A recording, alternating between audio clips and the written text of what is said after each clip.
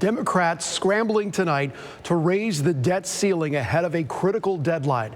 Today, President Joe Biden meeting with business leaders and CEOs of major banks to talk about the potentially catastrophic consequences if Congress fails to raise the debt ceiling.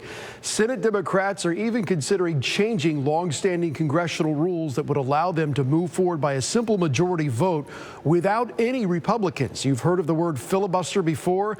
That's when either party can essentially run out the clock on bills they don't like by giving speeches into the midnight hours, sometimes literally reading books, everything from War and Peace to Green Eggs and Ham. They've done that before. Sounds funny, but it's actually a useful tool of democracy to keep the other party honest. But that tool may be sacrificed this time around in order to hit the debt deadline. All 50 Democrats, though, would have to be on board. Even moderate West Virginia Senator Joe Manchin, who has said he's against it. I've been very, very clear where I stand on the filibuster. I don't have to repeat that. I think I've been very clear. Nothing changes. Budget reconciliation is another option on the table. That's the process being used for President Biden's multi-trillion-dollar spending plan, which has everything from free college to expanded child care for parents. Republicans actually want strategically for Democrats to ram this through on their own because it would force Democrats to take some responsibility for over $30 trillion of debt, even though $7.8 trillion of that debt was recently added during the Donald Trump administration. Either way, the clock is ticking on this. Democrats and Republicans have until October 18th to do something. That's when the people who run America's banking system, including the Federal Reserve, and they manage your money, say defaulting on the debt would send shockwaves through the economy globally because it would signal to the rest of the world that America can't be trusted to pay the bills on time. So, bottom line, where does that leave us on 5:30 p.m. on this Wednesday evening? Well, earlier today, I spoke with economics professor Michael Snipes from USF. When did paying the bills in this country become a political issue? I mean, if I were to go to my wife today and say, you know what, we're not going to pay the mortgage this month, she would look at me like I've got three heads, and then she would pay the mortgage. Yeah. Well, I think that it's less about, kind of framing it as paying the bills, and it's more a discussion, at least from a political side, it's more of a discussion of debt. It's more of a discussion of tax revenue versus government spending. But it's being used as leverage, is it not? In the greater scheme of things, with everything they're trying to do in D.C. right now, from passing reconciliation, which is at one point was a $6 trillion bill. Now it's somewhere in the neighborhood of $3 trillion. What's another trillion, right?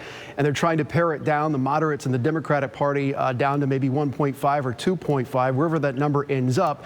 And also the $1 trillion infrastructure bill. So Republicans understand that Democrats have two major things they're trying to get done here.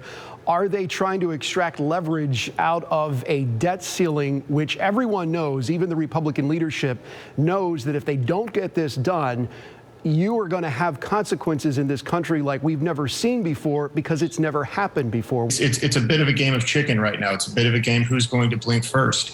And that's absolutely what's happening. We have on one side, we have McConnell and some of the more conservative individuals on the Hill.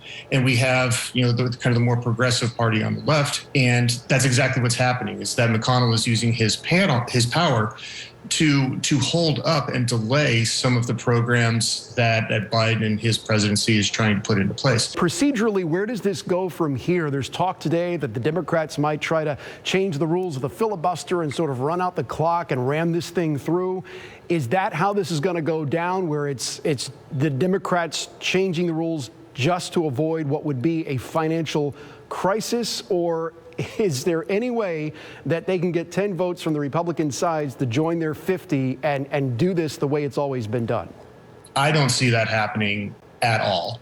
And so I think really what it's going to boil down to is it's going to come down to a question of procedure. It's going to come down to, do the Democrats, do they want to get rid of the filibuster in order to get this done and to get it done purely along party lines?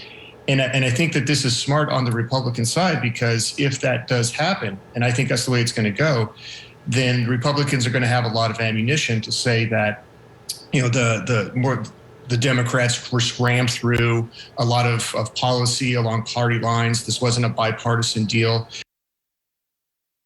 Okay, so for more on all of this and why the debt ceiling conversation really matters to you, we break down everything that you need to know in this article on our website. We're going to walk you through point by point, question and answer. Just go to abcactionnews.com. You'll find that article on the home page. If your brain doesn't hurt by